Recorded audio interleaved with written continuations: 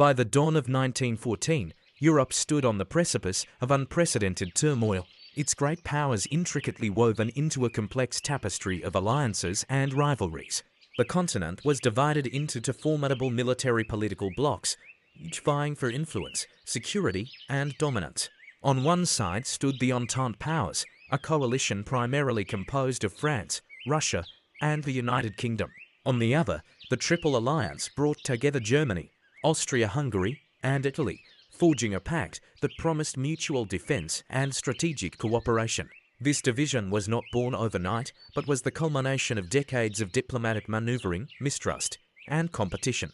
France, still nursing the wounds of its defeat in the Franco-Prussian War, sought to regain its stature and counterbalance the rising power of Germany. Russia, vast and sprawling, was eager to assert its influence in the Balkans and protect its Slavic brethren, while the United Kingdom, with its vast empire, aimed to maintain the balance of power and safeguard its maritime supremacy.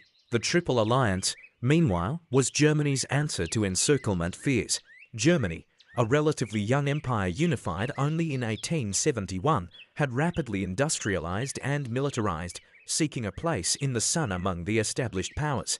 Austria-Hungary, a sprawling multi-ethnic empire, grappled with internal dissent and external threats, particularly in the volatile Balkans.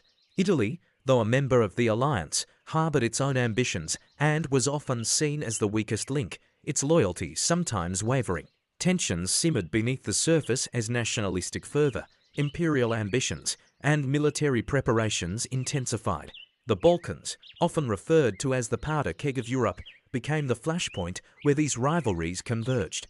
The assassination of Archduke Franz Ferdinand of Austria-Hungary in Sarajevo by Gavrilo Princip, a Bosnian Serb nationalist, would ignite this volatile mix, setting in motion a chain of events that no one could fully control. Diplomatic efforts to contain the crisis faltered as alliances compelled nations to stand by their partners. Austria-Hungary, backed by Germany's blank check assurance, issued an ultimatum to Serbia, which Russia vowed to defend. France mobilized in support of Russia, while Britain, initially hesitant, prepared to uphold its commitments. The intricate web of treaties